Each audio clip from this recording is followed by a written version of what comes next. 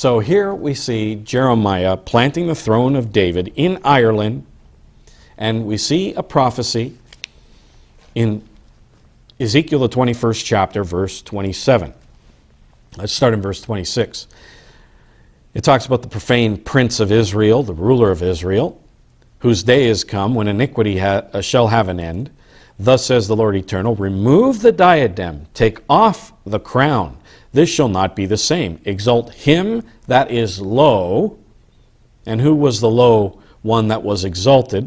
And abase him that is high. Here we see the seed of David, who was high, exalted, had a huge empire that the secular historians call the Phoenician Empire.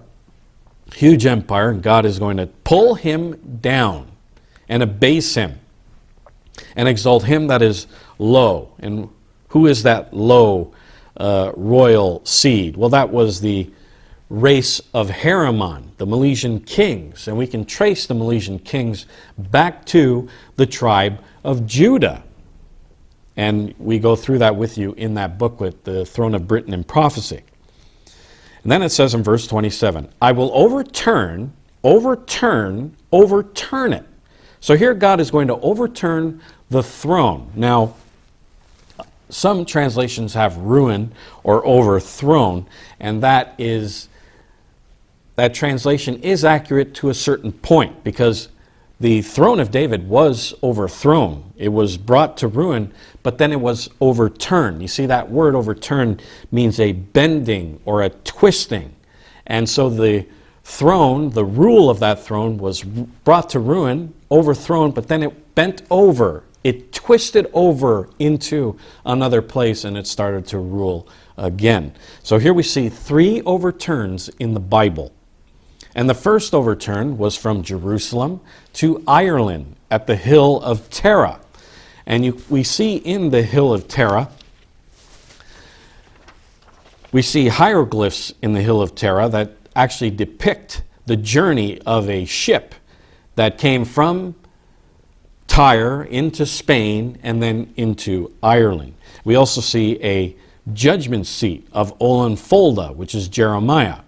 And we see the mound of the hill of Tara where the stone of destiny stood. And that stone of destiny is, of course, Jacob's pillar stone that you read in Jeremiah, the 28th chapter, where Jacob took a stone as one of his pillars and he poured oil on top of it, anointed it, and called it Bethel.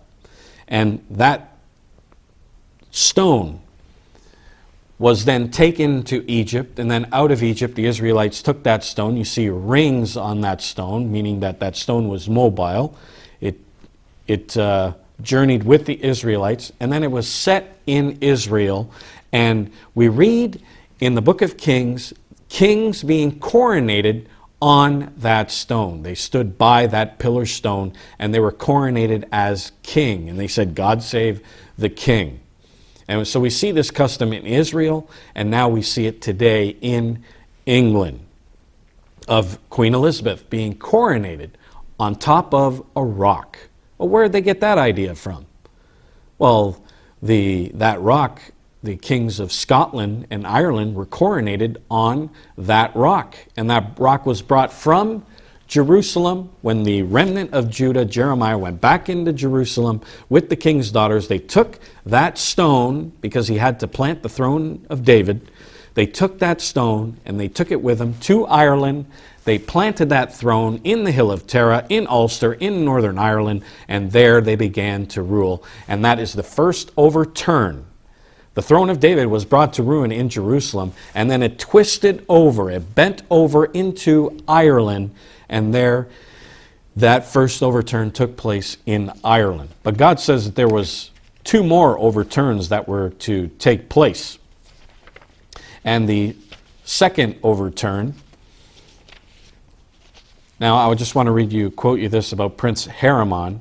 It says here, Pat Gerber, a lecturer of Glasgow University, writes, Princess Tamar married the High King of Ireland, and all the kings of Ireland and Scotland are descended from this royal line. That's Stone of Destiny, page 49. So here we see Prince Haramon, his seed, were all the kings of Ireland and Scotland are descended from Prince Haramon, who married Zedekiah's daughter, who was, of course, a descendant of David.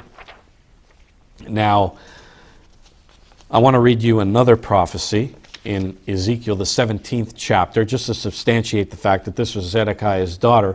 In Ezekiel, the 17th chapter, here we see a parable of the eagle. And it talks about what happened to Zedekiah and his sons. And his sons are called they were called the young twigs.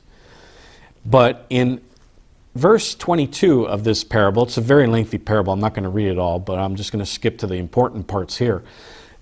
Down in verse 22, here it talks about another twig of Zedekiah. It says, "Thus says the Lord Eternal, I will also take of the highest branch," not the branch of Jehoiakim, but of the highest branch, of the family of David, the highest branch, of the high cedar, that's the family of David, "and I will set it. I will crop off from the top of the young twigs," that's Zedekiah's children, "a tender one," a tender twig. Now this is all in the feminine.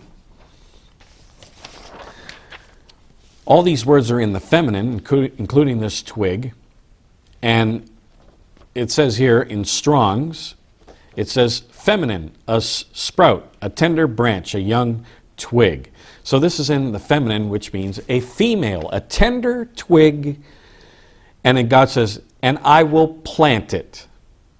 Jeremiah's ministry was to build and to plant. And here is a female tender twig that was planted.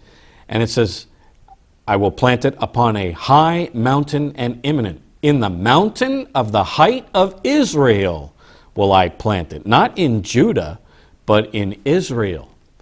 So God removed that throne of David from Judah, and he planted it in Israel. A female of the line of David planted that throne in Israel. And we find in ancient history, we see that in Ireland, we see the Tuatha De Danann, the tribe of Dan, who was of the house of Israel, not the house of Judah, the Jews, but the house of Israel.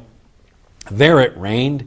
And then in 500 AD, it reigned there till 500 AD, and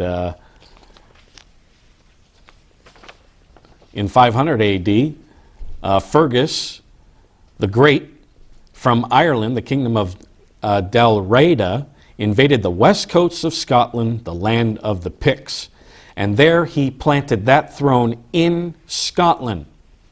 It was brought to ruin in Ireland, and here we see another bending, another twisting of that throne, ruined in Ireland, but then planted in Scotland. And then after that, a third overturn took place. The King of Scotland was, of course, Fergus the Great, and James, King James the Sixth of Scotland, who was a son of the Queen of Scots. Apparently there's a movie now of Mary, the Queen of Scots, and Elizabeth the First. There's a movie in the theaters right now about that story. Well, James the Sixth of Scotland, who was a son of Mary, the Queen of Scots, his throne from Scotland got turned over and was planted in England after the death of Queen Elizabeth I in 1603.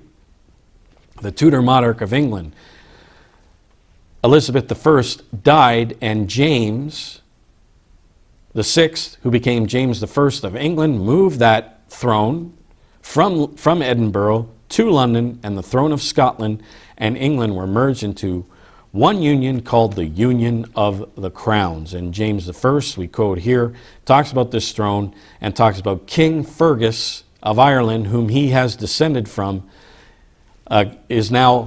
that throne is now planted in England. So here we see three overturns of the throne of David from Jerusalem to Ireland, then Ireland to Scotland, and then Scotland down in England. Three overturns, and then it says, it shall be no more overturned. It says no more, but J.H. Allen's book, Joseph's Birthright, Judah's Scepter, Joseph's Birthright, it says, it shall be no more overturned. That's the context. Until he who comes, whose right it is, and I shall give it to him. So here we see that that throne is going to stay in England until Christ comes back, and then we're going to see a fourth and final overturn of that throne being taken from England and back to Jerusalem, where Jesus Christ of Nazareth is going to rule and reign in Jerusalem and rule over the house of Israel and Judah once again.